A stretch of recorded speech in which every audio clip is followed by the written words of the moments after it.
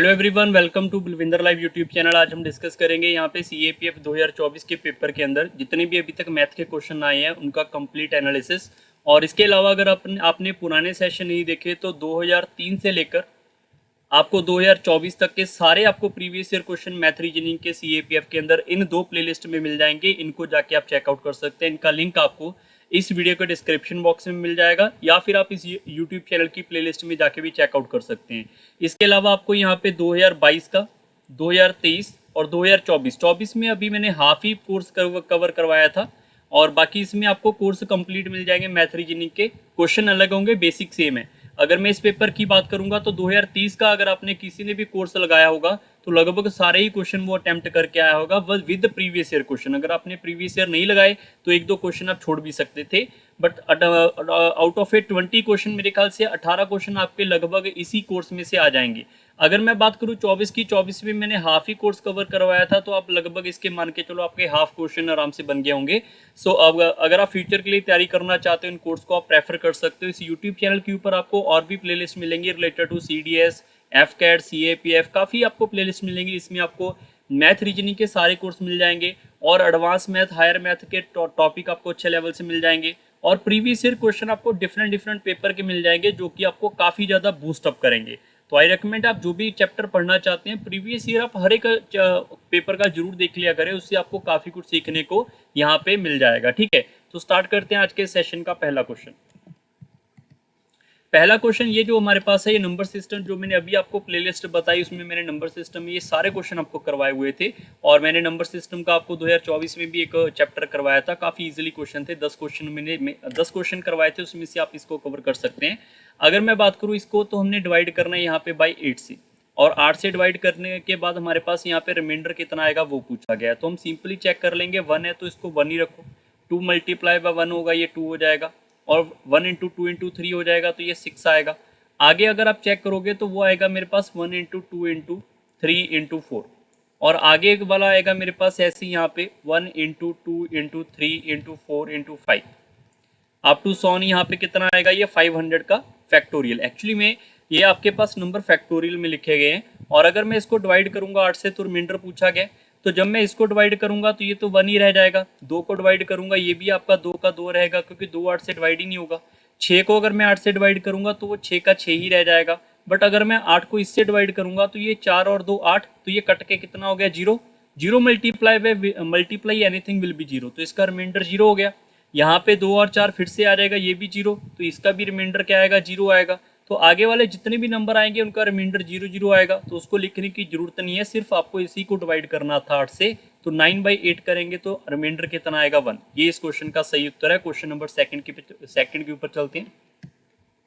Second number आपके पास angle से based के ऊपर है। Made by A sector having the area 1/6 of the area of the semi circle.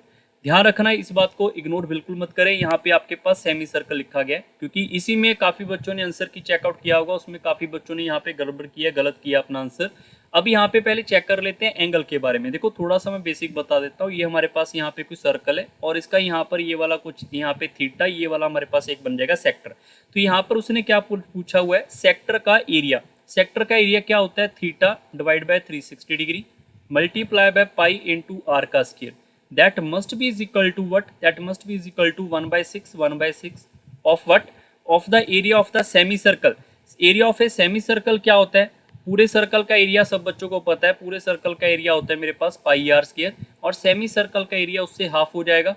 तो मैं इसको यहाँ पे हाफ से डिवाइड करूंगा। अब देखो पाई आर स्क्वायर से पाई आर स्क्वायर कट जाएगा हमारे पास यहाँ पे, और ये 6 और 2 कितना हो गया 12, 12 इससे कट जाएगा। तो थीटा की वैल्यू मेरे पास यहाँ पे 30 डिग्री आएगी, नॉट 60 और 45 डिग्री। Option number B is a correct. Question number चलते हैं थर्ड के ऊपर। Which one of the following is the average of the first 5 multiple of each of the numbers from 11 to 11, 12, 13 and up to so on 20? पहले एक बार इसको थोड़ा basic से समझ लो ताकि फ्यूचर में आपको ऐसे कभी क्वेश्चनों में थोड़ी कभी भी दिक्कत ना आए। क्लियर? पहली बात तो ये, मान लो ये क्वेश्चन को इग्नोर कर लो, पहले तो इग्नोर कर लेंगे तो आपको यहाँ पे दिखेगा कि इसके अंदर ना गैप 1 1 का आ रहा है। अगर गैप 1 1 का हो या फिर गैप 2 2 का हो या फिर गैप 3 3 का हो, गैप अगर मेरे पास यहाँ पे सेम है उसको हम अर्थ में एपी बोल देते हैं। ठीक है, और एपी के अलावा गैप अगर सेम हो जाए उसको आप याद रखेंगे वो होता है मेरे पास कॉन्जिक्यूटिव नंबर्स। ठीक है। कॉन्जिक्यूटिव नंबर्स होते हैं, किसको बोलते हैं, जब हमारे पास गैप सेम होगा। उसके अंदर एवरेज क्या होती है, उसके अंदर एवरेज का पहला फॉर्मूला तो वही होगा, सम डिवाइड बाय नंबर। दूसरा फॉर्मूला होता है मेरे पास first term plus last term divide by 2। So अगर मैं इसकी एवरेज पूछूंगा तो 11 प्लस 20 डिवाइड बाय 2 होगा। क्लियर है। अगर मैं बात करूं यहाँ पे थर्ड, तो थर्ड हमारे पास आएगा मिडल नंबर। मिडल नंबर हमें यहाँ पे फाइंड आउट करना पड़ेगा। मान लो यहाँ पर आपने लिखा 11, 12, 13 अप टू 20, तो बीच वाले यहाँ पे आप देखोगे 14 और 15 आएगा, फिर आपके पास 16, 17, 18, तो इधर वाले आपके पास यहाँ पे 16 से 5 नंबर और इधर वाले आपके पास 5 नंबर, तो मिडल में इसके बचेगा नहीं कुछ, तो इन दोनों का मिडल नंबर क्या होगा, 15.5, वो आपका एवरेज होगा। ये आपके कॉन्जिक्यूटिव नंबर्स के कुछ मैंने कंसेप्ट बताएं जो आपको पता होने चाहिए। ठीक है, अब क्वेश्चन के ऊपर वापस आते हैं। उसने क्या लिखा हुआ है, विच of the following is the average of the first 5 multiple of each of this. मतलब आपको पहले यहाँ पे 5 के मल्टीपल चेक करने हैं। जैसे 11 नंबर है तो 11 के मल्टीपल आप चेक कर लो। 11 के मल्टीपल चेक करोगे तो 11 आएगा, फिर इसका अगला मल्टीपल आएगा 22 आएगा, फिर इसका अगला मल्टीपल 33, फिर 44, फिर 45, फिर 12 के चेक करेंगे, फिर 12, फिर इसका अगला आएगा 24, फिर आएगा 36, 48 और 60 आएगा। ऐसे आपको लिखना पड़ेगा, बट सारा नहीं लिखना, आपको पता सिर्फ यही करना है। उसने क्या बोला हुआ है, उसने बोला इनकी भी आगे एवरेज फाइंड करो, तो भैया इनका एवरेज क्या होगा, इनका एवरेज 33 होगा ना मिडल नंबर, यहाँ पे आप चेक कर लो। और इसका एवरेज क्या होगा, यहाँ पे 36 होगा। फिर आप आगे चेक करोगे तो आगे नंबर आएगा 14, 14 मल्टीप्लाई बाय 3 कर लो, क्योंकि 3 पे आपका एवरेज आएगा। 14 मल्टीप्लाई बाय 3 करेंगे ये 42 होगा। सो अप टू 100 यहाँ पे 20 है, 20 इंटू आप 3 करेंगे 60 होगा। तो आप सारे बच्चे ऐसे ऐसे चेक करोगे तो आपके पास लास्ट नंबर इसका एवरेज 60 होगा। आगे आपके पास ये पूछा गया कि इनकी एवरेज फाइंड करो, जो 33 है, फिर 36 आ गया, फिर 42 आ गया, 14 इंटू 3 है 12, हाँ ठीक है। तो हमारे पास यहाँ पे फिर आगे 13 भी था, सॉरी यहाँ पे एक नंबर 13 भी है, तो यहाँ पे आपके पास 39 भी आएगा। क्लियर, तो यहाँ पे आपके पास 39 भी होगा, 42 भी होगा, अप टू 60 आएगा। तो आपसे इनकी एवरेज पूछा गया, आप चेक करो इनके अंदर गैप कितना आ रहा है, 3 का आ रहा है, तो ये भी क्या होंगे, कॉन्जिक्यूटिव नंबर। तो इसका एवरेज क्या होगा, first term plus last term divide by 2 कर सकते हैं, या फिर मिडल नंबर फाइंड कर लो। तो इनको ऐड करोगे ये आएगा मेरे पास 93/2 which is equal to we can say 46.5, 46.5 आएगा। Option number D is right. Question number चलते हैं 4 के ऊपर। Which one of the following is a correct, तो ये भी काफी अच्छा क्वेश्चन है। Average of the 4 number is 17 point आएगा, 17.5 होगा क्या, आपको बोला यहाँ पे आप यहाँ पे एवरेज निकालना है, आपको सिंपली ऐड करके डिवाइड बाय 4 कर देना चाहिए था, सम डिवाइड बाय नंबर। या फिर आप ये कर सकते हैं कि first term plus last term divide by 2 when the gap is same. तो आप गैप चेक कर लो, 5 आ रहा है, तो आप इसको सिंप्लीफाई करेंगे, ये कितना आएगा, 35/2 करने पे 17.5 आएगा। तो पहला नंबर तो ट्रू हो गया हमारे पास। दूसरा क्या है, ए बी सी आएगा, यहाँ पे ई नहीं होगा। A B C are the 3 different natural number such that A plus B plus C is equal to A B C, then the average of A B C is 3। क्या ये 3 होगा, ये आपसे पूछा गया है। आपको पता होना चाहिए, ये एक एवरेज का एवरेज नहीं, अलजेब्रा का एक बेसिक कंसेप्ट है, याद रख लेना इस बात को कि अगर हमारे पास 3 नंबर ऐड हो रहे हैं, 3 नंबर मल्टीप्लाई हो रहे हैं, तो उनका आपको यहाँ पे कंसेप्ट याद रखना है 1 2 3 का। मतलब 1 2 3 को अगर आप ऐड करोगे तो भी 6 आएगा, 1 2 3 को अगर आप मल्टीप्लाई करेंगे तो भी 6 आएगा। क्लियर, और यहाँ पे आपके पास ये तभी इक्वल होंगे, इक्वल भी हो रहे हैं, तो मतलब ए बी सी मेरे पास क्या होंगे, 1 2 3। और 1 2 3 के अंदर अगर एवरेज पूछेंगे तो मिडल नंबर, क्योंकि गैप 1 1 का है, तो इसका एवरेज 2 आना चाहिए था, 3 ही आना चाहिए था, तो दूसरे वाला गलत है। तो मेरे ख्याल से इसका पहला आंसर होना चाहिए। क्वेश्चन नंबर चलते हैं 5 के ऊपर। The ratio of the present age of X and Y is equal to the, okay, so साथ के साथ हम लिखते जाएंगे इसको, क्योंकि क्वेश्चन अगर रीड करना है वीडियो पॉज करके आप कर सकते हैं। The ratio of the present age of X and Y, X और वाई का जो हमारे पास यहाँ पे रेशियो आएगा, okay, X to Y, sorry मैं प्लस लिख रहा हूँ बार बार, X ratio Y is equal to the ratio of the present of the Y to Z. मतलब वाई टू जेड का जो भी हमारे पास यहाँ पे रेशियो होगा वही हमारे पास यहाँ पे एक्स और जेड का होगा। ठीक है, इसको आप इसके बराबर लिख सकते हैं। If the present age of Y is 15 year, then the which of the following can be the sum of the age of the X Y Z. इनमें से कौन सा इनका यहाँ पे एवरेज हो सकता है, ये आपसे पूछा गया। ठीक है, सम पूछा गया, इनमें से कौन सा इसके आसपास में हो सकता है। सबसे पहले आप ये बात समझने की कोशिश करो, मान लो मैंने यहाँ पे x लिखा और यहाँ पे मैंने y लिखा और इसको मैंने यहाँ पे 15 लिख दिया, ठीक है। अगर मैंने यहाँ पे y को यहाँ पे 15 लिखा, जो कि हमारे पास गिवन भी है कि इसकी उम्र जो है हमारे पास यहाँ पे 15 साल है, और अगर ये 15 साल का होगा तो इन दोनों की जो भी रेशो आएगी वो किसके बराबर है, y और z के बराबर है। मान लो मैंने y को यहाँ पे फिर से 15 लिखा और z का मुझे यहाँ पे आता पता नहीं है। सारे बच्चे इस बात को अंडरस्टैंड करने की कोशिश जरूर करें, क्योंकि इग्नोर करोगे आप फंसोगे फिर। तो अगर मैं इसको यहाँ पे x की वैल्यू की बात करूँ तो x की वैल्यू आप कुछ भी मान लो, कोई भी स्टूडेंट यहाँ पे x की वैल्यू को कुछ भी इमेजिन कर सकता है, ऐसा मेरा मानना है। यहाँ पर आप मान सकते हो कि इसको मान लेते हैं हम, सर ये 5 है, तो अगर ये 5 है तो x और y की रेशो कितनी हो जाएगी, 5 और 15 को कट करेंगे 1:3। तो इसी के अकॉर्डिंग आपकी y और z की भी रेशो 1:3 होनी चाहिए, क्योंकि क्वेश्चन ही बोला, क्वेश्चन में ये लिखा हुआ है। सो वी कैन से कि अगर ये दोनों के दोनों बराबर होने चाहिए तो y कितना हो जाएगा, इसके अकॉर्डिंग 45 होगा, तभी ये कट करने के बाद 1:3 आएगा। अब आपको क्या पूछा गया, इनका सम पूछा गया, तो इनका सम ऐड कर लो। आप इन तीनों को ऐड करोगे, एक आएगा 5 और एक आएगा 15, एक आएगा 45, तो इनको ऐड करेंगे कितना हो रहा है 60 और ये 65 हो रहा है। बट 65 ऑप्शन में नहीं है, बट ये हाँ हमारा सम ये हो सकता था। बात समझने की कोशिश करो, उसने पूछा क्या, कैन बी का मतलब इनमें से कौन सा हो सकता है, तो 65 भी हो सकता है बट ऑप्शन में नहीं है। तो अगर ऑप्शन में नहीं है, हमें कोई ऐसा नंबर इमेजिन करना पड़ेगा जो सिंप्लीफाई कर सके। तो एक्स वाई की जो रेशो आएगी वो वाई रेशो जेड की होगी। मैं रिपीट कर रहा हूँ, अगर मेरे पास यहाँ पे y 15 और 15 गिवन है तो x को आप यहाँ पे 10 मान लो, 10 मानोगे तो यहाँ पर क्या हो जाएगा, ये 2:3 होगा। अगर आपने ऐसा माना तो ये भी कितना हो जाएगा, ये आपके पास 2:3 हो जाएगा। अगर ये मेरे पास यहाँ पे 2:3 है तो सारे बच्चे देखो, यहाँ पर आपने 10 मान लिया, ये 15 मान लिया, ये y तो 15 आएगा। अगर 2 की वैल्यू 15 है तो 3 की वैल्यू कितनी हो जाएगी, 22.5 होगी। पॉइंटों में इमेजिन नहीं करना, फिर से आपके पास ऑप्शन गड़बड़ करेगा। फिर आप इसको एक बार और इमेजिन करके देख लेते हैं, एक्स और वाई, फिर आएगा वाई और जेड, ठीक है।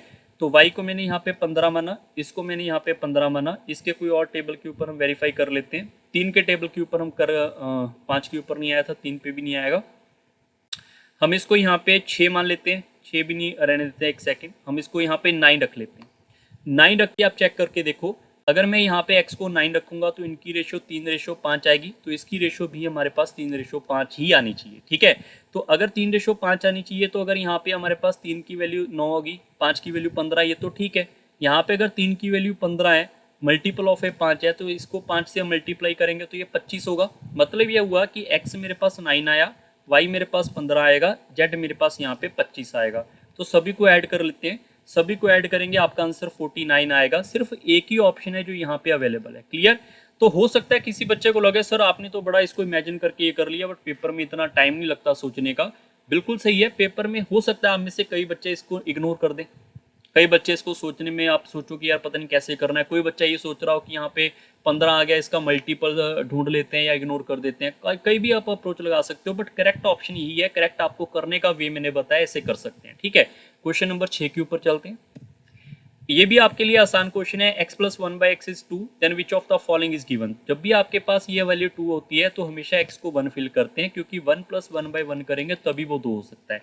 तो अगर x की वैल्यू 1 है तो आपके पास 1 की पावर 32 प्लस 1/1 की पावर 32 भी आंसर यहाँ पे 2 ही होगा। ये इस क्वेश्चन का सही उत्तर है। क्वेश्चन नंबर 7 के ऊपर चलते हैं। A shopkeeper sold A product at 30% loss, मतलब शॉपकीपर का CP यहाँ पे 100 है, उसने 30% लॉस पे बेच दिया, तो उसका SP कितना आया होगा 70, तभी 30 का लॉस हुआ। अगर उसने बोला had he selling price has been 150 more, इससे अगर उसने अपनी वैल्यू को 150 रुपये बढ़ा दिया होगा तो उसको 10% प्रॉफिट होता है। मतलब 100 के बदले में कितने का बेचेगा, 110 का बेचेगा, तभी तो उसको 10 का यहाँ पे 10% का प्रॉफिट हो रहा है। तो आप सारे बच्चे चेक करो SP में कितना यहाँ पे गेन हुआ। आप सारे बच्चे चेक करेंगे, SP में गेन हुआ है यहाँ पे ओवरऑल 40, यहाँ पे गेन हुआ है 40 की वैल्यू गिवन है 150 रुपीज़। CP उसने पूछा हुआ है तो CP हमने इमेजिन कितना किया 100 की वैल्यू कितनी होगी यहाँ पे 150 डिवाइड बाय 40 मल्टीप्लाई बाय 100। ये आपका कट जाएगा 5 टाइम, ये 2 टाइम्स, ये इससे कट जाएगा 75 इंटू आप 5 कर लोगे तो यहाँ पर आपके पास आंसर आ जाएगा 375। तो ऑप्शन नंबर ए बिल्कुल सही है। क्वेश्चन नंबर चलते हैं अभी 8 के ऊपर। ABC can finish a piece of work in 20, 25, 30 days. मतलब जो A है वो यहाँ पे 20 दिन के अंदर, B हमारे पास यहाँ पर 25 दिन के अंदर, और C हमारे पास यहाँ पे 30 दिन के अंदर काम को खत्म करते हैं। सबसे पहला काम इन तीनों का LCM आएगा 300, मतलब 300 GB का डाटा इन्होंने खत्म करना है। ए अकेला 20 दिन में खत्म करता है, 20 को 300 से डिवाइड करेंगे तो इसकी एफिशिएंसी 15, 25 को इससे डिवाइड करेंगे तो इसकी एफिशिएंसी 12, 30 को इससे डिवाइड करेंगे इसकी एफिशिएंसी 10। एफिशिएंसी का मतलब है एक दिन में खत्म कितना जीबी कर सकते हैं वो, ठीक है। अब हुआ क्या, इन्होंने स्टार्ट किया यहाँ पे काम वर्किंग टुगेदर, बट यहाँ पे आर नहीं आएगा, सॉरी ये हमारे पास यहाँ पे मिस्टेक है। R quit after working for the 3 days, यहाँ पे आर नहीं होगा, यहाँ पे इसको आप इग्नोर कर दो। मेरे ख्याल से यहाँ पे जो आएगा वो मेरे पास आएगा बी आएगा, यहाँ पे मिस्टेक है, मेरे को टाइपिंग में मिस्टेक है, पेपर में तो सही लिखा हुआ है। सो यहाँ पे आप सारे बच्चे चेक कर लो दोबारा से। अब क्वेश्चन क्या है, क्वेश्चन हमारे पास ये है कि पहले सबसे पहले ए बी सी तीनों ने काम करना शुरू किया, मतलब इसने 15, इसने 12 और इसने 10, कितना हो गया टोटल हमारे पास ये 27 और 10 37, 37। और इन्होंने यहाँ पे टोटल 3 दिन तक काम किया, तो 3 से मल्टीप्लाई कर लो, 3 से मल्टीप्लाई करेंगे तो 111 जीबी खत्म, मतलब 300 में से 111 जीबी खत्म हो गया, तो ये हमारे पास 9 बच गया, यहाँ पे 8 बच गया, 1 तो 189 जीबी डाटा बच गया। अब ये डाटा कौन खत्म करेगा, बी तो नहीं करेगा, बचे कौन, ए और सी बच गए। तो ए की एफिशिएंसी 15 है, सी की एफिशिएंसी 10 है, तो 25 की एफिशिएंसी से खत्म करेंगे, तो 189 डाटा जो है 25 की एफिशिएंसी से खत्म करेंगे, तो इसको आप सिंप्लीफाई करेंगे टोटल 7 टाइम्स चला जाएगा, ठीक है। और इसके बाद आएगा यहाँ पे 175, 14/25 आ रहा है, मतलब इतने दिन इसको यहाँ पे रिमेनिंग लगेंगे काम खत्म करने के लिए। अब पूछा क्या गया है, पूछा उसने रिमेनिंग नहीं हुआ, उसने पूछा हुआ है कि उसको टोटल कितना टाइम लगा। टोटल उसको यहाँ पे 3 दिन यहाँ पे लगे और बाकी ये दिन लगे, मतलब यहाँ पर आप बोल सकते हो 3 दिन ये लगे और 7 14/25 दिन अलग से लगे, सीधा इनको ऐड कर सकते हैं हम यहाँ पे 10 14/25 दिन लगे होंगे। ऑप्शन नंबर आपका सी बिल्कुल सही है। क्वेश्चन नंबर चलते हैं 9 के ऊपर। Tap two taps A and B can fill a tank with the water 20 minutes and 15 minutes respectively. A third C can empty in 6 minutes. Okay. सो जो ए हमारे पास है वो 20 मिनट के अंदर टैंक को यहाँ पे फिल करेगा, फिल के लिए प्लस लिखेंगे। बी हमारे पास उसी टैप को यहाँ पे 15 मिनट के अंदर फिल करेगा, फिल के लिए प्लस लिखेंगे। सी हमारे पास उसी टैंक को यहाँ पे 6 मिनट के अंदर यहाँ पे माइनस करेगा, तो माइनस के लिए एम्प्टी लिखेंगे। आफ्टर द टैप पहले सबसे एफिशिएंसी निकाल लेते हैं, तीनों का एलसीएम कितना आ जाएगा मेरे पास यहाँ पे 60, 60 को इससे डिवाइड करेंगे 3, इससे डिवाइड करेंगे 4 और इससे डिवाइड करेंगे 10। सबसे पहले ये लिखा हुआ है उन्होंने यहाँ पे after A and be working for the 5 minute, मतलब ए प्लस बी ने काम किया, ए की एफिशिएंसी 3, बी की एफिशिएंसी 2, तो 5 की एफिशिएंसी से इन्होंने यहाँ पे 5 यूनिट काम किया है। सॉरी, बी की एफिशिएंसी यहाँ पे 4 है, बी की एफिशिएंसी यहाँ पे हमारे पास कितनी है 4, तो यहाँ पे इन्होंने 7 की एफिशिएंसी से कितना टाइम काम किया, 5 मिनट काम किया, तो 5 से मल्टीप्लाई कर देंगे तो बोल सकते हैं यहाँ पे 35 मिनट काम किया इन्होंने। अब 35 यहाँ पे डाटा खत्म हो चुका है, क्योंकि यहाँ पे इन्होंने यहाँ पे 5 मिनट काम किया, तो 35 डाटा इन्होंने यहाँ पे खत्म कर दिया है। अब सी उसने बोल दिया है, सी को भी हमने यहाँ पे स्टार्ट कर दिया, सी ओपन टू एम्प्टी, मतलब अभी ए भी काम करेगा, बी भी करेगा और सी भी करेगा, तो ए 3 की एफिशिएंसी, बी 4 की एफिशिएंसी, सी मेरे पास -10 की एफिशिएंसी, तो ओवरऑल -3 होगा। तो -3 कितना करेंगे, जितना डाटा फिल हुआ है, तो इतने डाटे को इसके हिसाब से हमने बाहर करना है, तो कितना टाइम लगेगा, इसको सिंप्लीफाई करेंगे यहाँ पे 10 और 10 नहीं आएगा, यहाँ पर 11 2/3 मिनट आ रहा है, तो इतने टाइम के अंदर टैंक क्या हो जाएगा, खाली हो जाएगा। Option number D is right. Question number 10 के ऊपर चलते हैं। A B start the same time to reach the same destination, B travel at a of a speed, यहाँ पे मिस्टेक है, ए नहीं आएगा, यहाँ पे होगा कुछ ना कुछ, बी ट्रेवल एट 5/7 था मेरे ख्याल से, 5/7 ऑफ ए स्पीड, ठीक है। तो सारे बच्चे यहाँ पे चेक कर लो, अगर मैं ए और बी का डाटा लिखूं, जो बी है वो 5/7 ऑफ ए है, मतलब ए अगर एक्स स्पीड से आएगा तो बी मेरे पास यहाँ पे 5/7 ऑफ एक्स स्पीड होगा। ये मिस्टेक है मेरी टाइपिंग में, फिर से आप इसको चेकआउट कर लेना। इसको एक्स को हम यहाँ पे कट करेंगे, 7 ऊपर चला जाएगा, ये 7 हो जाएगा और ये 5 हो जाएगा, ये हमारे पास यहाँ पे स्पीड की बात कर रहे हैं, ठीक है।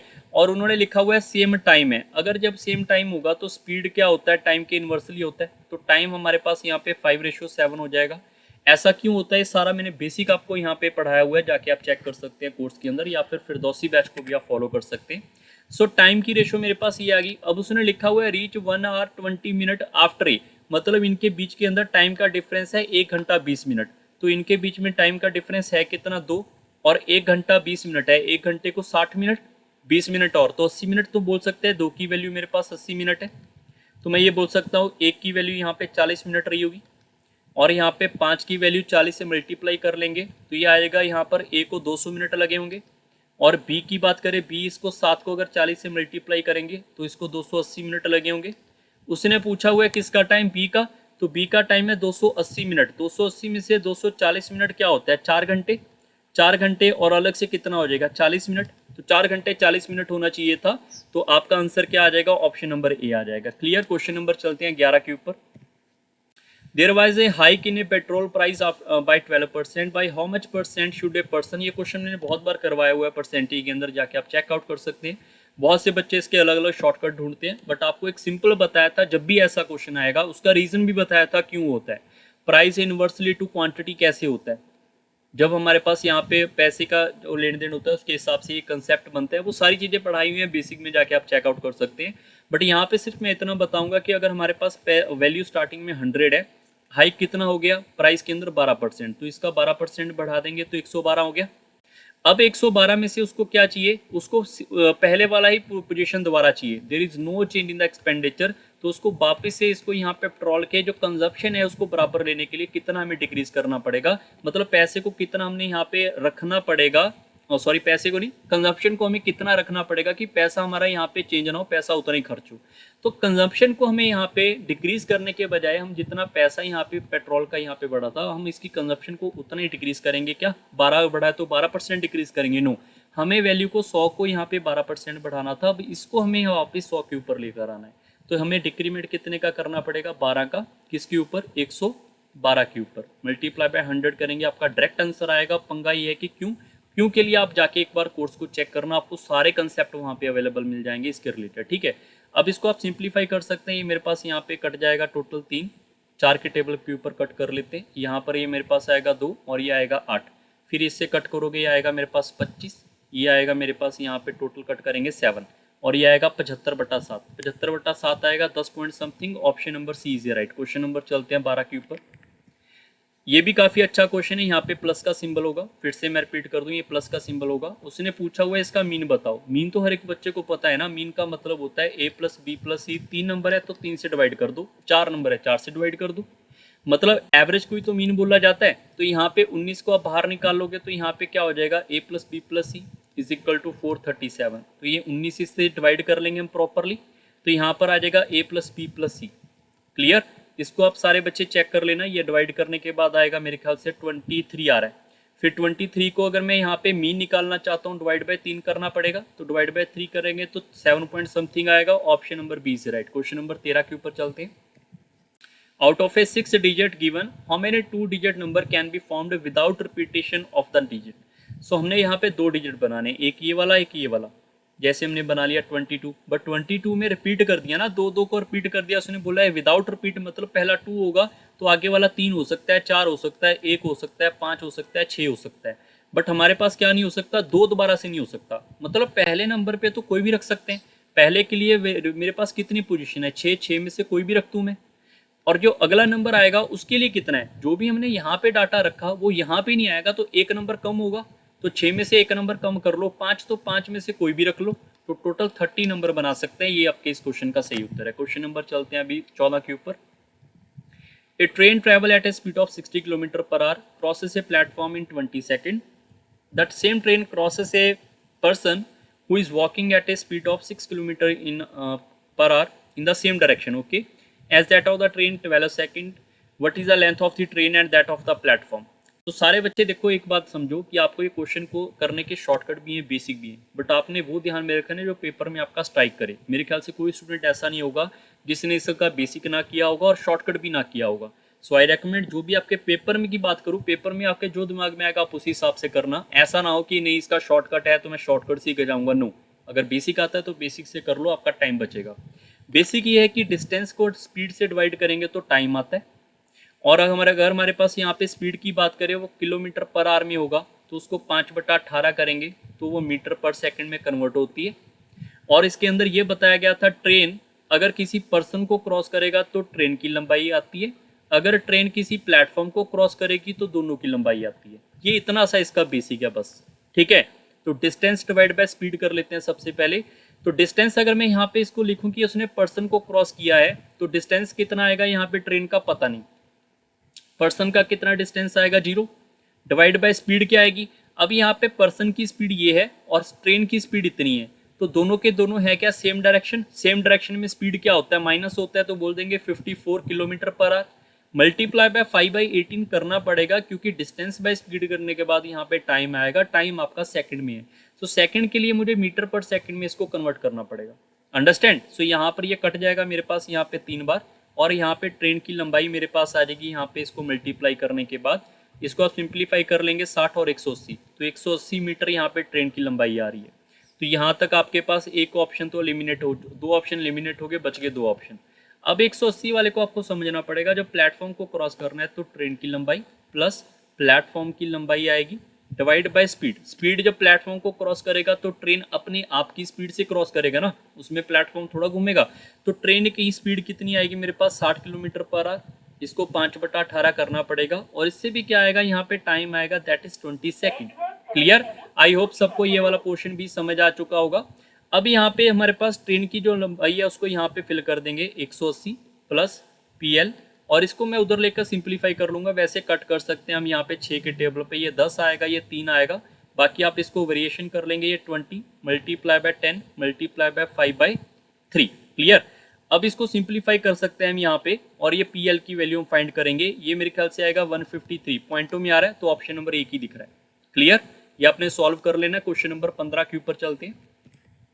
इन a partnership firm a invest 1/6 of the total investment of 1/6 of the 10 year. 10 year का मतलब आप यहाँ पे टाइम से लिख सकते हो, 10 ईयर का मतलब आप 10 ईयर लिख सकते हो, ठीक है, आपकी मर्जी रहेगी इस क्वेश्चन में क्योंकि रेशो में कट जाती है वैल्यू। और पार्टनरशिप के अंदर आपको बताया गया था कि इन्वेस्टमेंट इनटू टाइम करेंगे तो हमेशा प्रॉफिट आता है। अगर मैं बात करूँ यहाँ पे A, यहाँ पे B और यहाँ पे C की, तो A के बारे में लिखा हुआ है कि 1/6 ऑफ द टोटल इन्वेस्टमेंट है। अब बात करने की बात करें तो टोटल इन्वेस्टमेंट को आप X मान के कर सकते हो, बट मैंने अगर आपने मेरी क्लास लगाई होगी तो मैंने आपको बताया गया था इन्वेस्टमेंट वाले को ढूंढो, ये 1/6 है और B का कितना है 1/3 इन्वेस्टमेंट है, तो 1/3 और 1/6 का एलसीएम लो ऐसा कोई नंबर जो डिनोमिनेटर को खत्म कर दे, तो 3 और 6 का मल्टीपल तो 6 ही है। अगर मैं 6 को 1/6 करूंगा तो वो 1 आएगा, और 6 को 1/3 करूंगा तो वो 2 आएगा। मतलब ये हुआ कि ये हमने मान लिया कि टोटल इन्वेस्टमेंट कितनी है 6 है, और उसका ए ने 1/6 इन्वेस्ट किया तो इसका 1/6 1 आएगा, और बी का 1/3 ऑफ द टोटल इन्वेस्टमेंट है तो 6 का 1/3 करेंगे तो यहाँ पे 2 आएगा। अंडरस्टैंड। सो आगे लिखा हुआ है सी इन्वेस्ट द रिमेनिंग, तो 6 में से हमारे पास 2 यहाँ पे हो गया, 1 यहाँ पे हो गया, तो 3 हो गया, तो 6 में से 3 हो चुका है, 3 बच गया, तो 3 सी के पास होगा। फिर से रिपीट कर दो, यहाँ पे टाइम के ऊपर चले जाओ। अब इसका 1/6 ऑफ द टेन्यूर है और बी का 1/3 ऑफ द टेन्यूर है। सो मैं कह सकता हूँ कि टाइम भी हम यहाँ पे 6 साल मान लो, 6 महीने मान लो, आपकी मर्जी रहती है वो, आप यहाँ पे 6 मान लो, और 6 का 1/6 करेंगे तो टाइम आएगा 1, और 1/3 करेंगे यहाँ पे 6 का, so we can say that is again 2। And चलते हैं सी के ऊपर। सी लिखा हुआ है फुल ड्यूरेशन, मतलब 6 का 6 पूरा टाइम यहाँ पे लगेगा। मैंने यहाँ पे लिखा है इन्वेस्टमेंट इनटू टाइम, आप चेक कर लो, इन्वेस्ट किया टाइम किया, इन्वेस्ट किया टाइम किया तो प्रॉफिट आएगा, तो इनकी जो रेशो आएगी वो मेरे पास प्रॉफिट की रेशो होगी। सो वी कैन से 1:4:18। सो टोटल कितना हो जाएगा 23, और 23 का टोटल प्रॉफिट कितना गिवन है 46 लाख। ठीक है, यहाँ पे 5 जीरो, 5 जीरो को हम बाद में लिख लेंगे, सीधा लिख लेंगे कि 23 की वैल्यू यहाँ पे 46 लाख है। सो 1 की वैल्यू कितनी हो जाएगी 2 लाख। उसने क्या पूछा है सी के बारे में, सो वी कैन से सी कितना होगा यहाँ पे 18, तो 18 की वैल्यू कितनी हो जाएगी यहाँ पे 36 लाख। तो option number D is right. Clear है। हो सकता है ये मेरे आपको बैकग्राउंड में यहाँ पे शो हो रहा हो, बट फिर भी आप इसको एक बार कॉपी पेन पे चेक करें। क्वेश्चन नंबर चलते हैं 16 के ऊपर। The sum of the age of A and B is 22. The product of their age is 2 years back was 77. Which of the following is the value of the difference of their current age? काफ़ी अच्छा question है, video pause करके try कर सकते हैं। मान लो A और B की जो उम्र है वो कितनी है 22, और A के बारे में बोला गया 2 साल पहले और B के बारे में बोला गया 2 साल पहले। उनका प्रोडक्ट कितना आएगा 77। या तो मैं इनको रीअरेंज करके A की वैल्यू को B के अंदर फिल करके यहाँ पे वैल्यू निकालने के लिए टाइम लगाऊं, या फिर मैं वैल्यू को इमेजिन ही कर लूँ। 77 कब आ सकता है, जब मेरे पास 11 और 7 होगा, मतलब इसमें से एक नंबर 11 होगा, एक नंबर 7 रहा होगा। और ये कब है, जब 2 साल बाहर किए होंगे, तो 2 साल ऐड कर लो, ये 13 का रहा होगा, इसको 2 साल दे देंगे, ये 9 का रहा होगा, और ऐड करने पे बाद भी कितना आ रहा है 22 आ रहा है। उन्होंने इनका डिफरेंस पूछा है, तो 13 और 9 का डिफरेंस कितना आएगा, 4 साल। ये इस क्वेश्चन का सही उत्तर है। क्वेश्चन नंबर 17 के ऊपर चलते हैं। A shopkeeper sell 2 item A B, item A cost is twice that of the B. Okay, यहाँ पे आर नहीं होगा, सॉरी, ये बी होगा। द आइटम बी कॉस्ट, मैं यहाँ पे लिख देता हूँ, आइटम बी की जो कॉस्ट है वो ए से कितना ट्वाइस है, मतलब अगर ए का 100 रुपये का आया होगा तो बी 200 रुपये का रहा होगा। ये इसका सीपी है, क्योंकि हम उसके कॉस्ट प्राइस की बात कर रहे हैं, ठीक है। तो ए ने 10% प्रॉफिट के ऊपर बेचा, तो ए का 10% प्रॉफिट करेंगे 110। बी का यहाँ पे 20% प्रॉफिट है, तो इसका 20% प्रॉफिट कितना करेंगे, 240, ठीक है।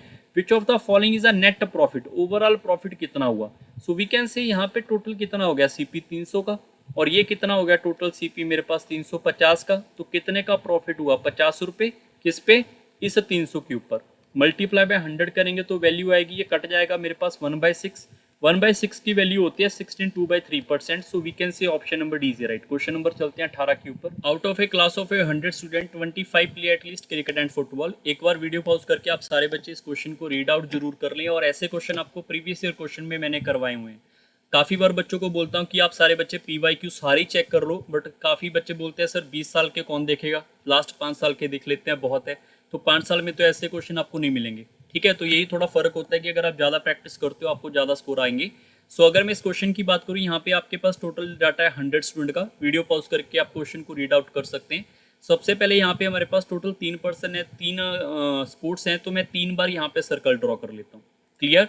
क्वेश्चन के अंदर लिखा हुआ है, एक हमारे पास क्रिकेट है, फिर फुटबॉल है और एक हॉकी है।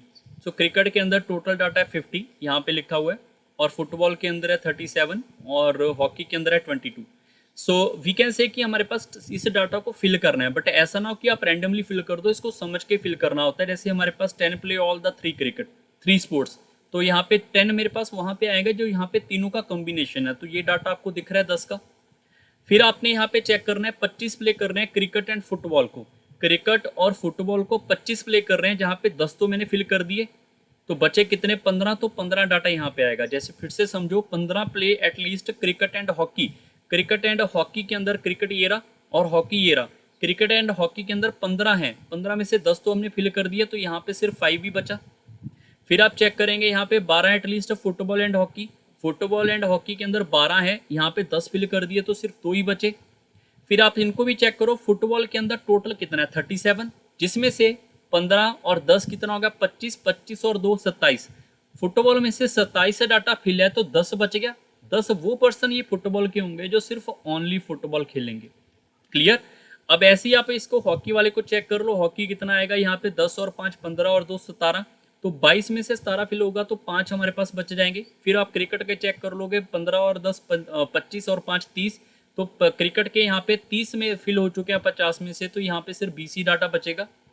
अब आपसे पूछा गया कोई भी ऐसे बताओ जो कोई भी स्पोर्ट्स नहीं खेल रहे, तो 100 टोटल है, 100 में से यहाँ पे क्रिकेट को चेक कर लो आप, क्रिकेट वाले कितने, टोटल 50 हैं।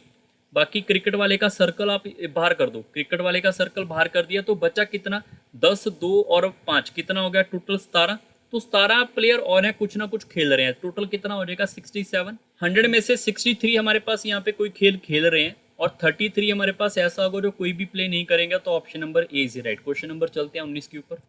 19 नंबर क्वेश्चन भी काफ़ी अच्छा क्वेश्चन है, वीडियो पॉज करके आप इस क्वेश्चन को रीड कर सकते हैं। जब भी आपके पास अरेंजमेंट यहाँ पे राउंडेड की होगी, राउंड टेबल की, तो जब भी आपके पास 5 पीपल होगा, तो हमेशा उसमें से एक नंबर कम करके आपने फैक्टोरियल लिखना होता है, ताकि आपके पास टोटल अरेंजमेंट आ सके, ठीक है। हमेशा कम होता है राउंड के अंदर। अगर हमारे पास लीनियर होगा, लाइन के अंदर बैठा होगा, तो 5 है तो 5 फैक्टोरियल लिखा जाता है, ठीक है। तो अगर मैं बात करूं, हमारे पास ये पूछा गया do not sit next to each other, तो इसके लिए क्या कर सकते हैं, do not sit next to each other के लिए मैं क्या करूंगा कि इसमें से माइनस कर दूंगा टोटल अरेंजमेंट से, कि जितने वो आपस में एक साथ नेक्स्ट टू ईच अदर बैठ सके। तो नेक्स्ट टू ईच अदर बैठने के लिए हम क्या लिखेंगे, जो 4 फैक्टोरियल है, जो हमारे पास जो अरेंजमेंट होगी टोटल, तो वैसे 5 पीपल की है, 5 में से एक को छोड़ा जाता है, ठीक है। उसका भी मैंने बेसिक आपको परमुटेशन में बताया हुआ है। बट अगर 4 की बात करेंगे, 4 में ये दोनों तो एक साथ ही बिठाने हैं, तो बंदे कितने बैठेंगे, 1 2 3 ही बिठाएंगे, तो यहाँ पे आपके पास 3 फैक्टोरियल आएगा। सो 4 का फैक्टोरियल आप सिंप्लीफाई करेंगे 24, 3 का फैक्टोरियल 12, तो 12 वैल्यू कौन सी आएगी, ध्यान रखें टोटल अरेंजमेंट में से नेक्स्ट टू ईच अदर जो बैठने की कैपेसिटी वो आएगी 12, तो 12 वैल्यू वो आएगी जो do not sit to each other आएगा। तो option number C is right. Question number 20 के ऊपर चलते हैं। A fair coin is tossed 3 times. Outcome are noted. What is the probability of getting exactly 2 head? So we know हमारे पास यहाँ पे 2 head के लिए probability क्या होगी, head head tail आएगा, head फिर आएगा, फिर tail और head आएगा, या फिर tail और head आएगा। टोटल आउटकम कितनी आएंगी, 3। Out of A probability total कितनी होती है 3 कॉइन की, 8। तो ये आपका सही उत्तर होगा। ठीक है, प्रोबेबिलिटी क्या होती है, favourable case divide by total case. Clear. और ये भी बताया हुआ है कि 8 कहाँ से आता है, जैसे 3 कॉइन है तो 2 की पावर 3 करते हैं, 4 होंगे 2 की पावर 4। और 2 क्यों आता है, क्योंकि हेड एंड टेल ही है, वहाँ पे 2 ही पोजीशन है। तो ये चीज़ें आपको प्रोबेबिलिटी के चैप्टर में आपको सारी की सारी बता रखी हैं। अब बात कर लेते हैं अब आपके लिए फ्यूचर के लिए। फ्यूचर के अंदर अगर आप पढ़ना चाहते हो, ये कोर्स आपके लिए अवेलेबल है, 2022-23 की कोर्स अवेलेबल है, काफ़ी अच्छे लेवल के होंगे। और प्रीवियस ईयर क्वेश्चन आप जरूर बेनिफिट से उठाएं, और ये भी प्रीवियस ईयर की लिस्ट है, इसको लगाएं, नंबर सिस्टम को फॉलो करें, काफ़ी चीज़ें आपको मिल जाएंगी। बस ये है कि आप जितना प्रैक्टिस करोगे आपको इस यूट्यूब चैनल के ऊपर मिल जाएगा। बाकी जो पीडीएफ है आपको इस टेलीग्राम पे मिल रही है, इसका बेनिफिट उठा सकते हैं, और आप इस यूट्यूब चैनल को जरूर ज्वाइन करें। सो मिलते हैं जल्दी नेक्स्ट चैप्टर के ऊपर। So bye bye, take care and thank you everyone.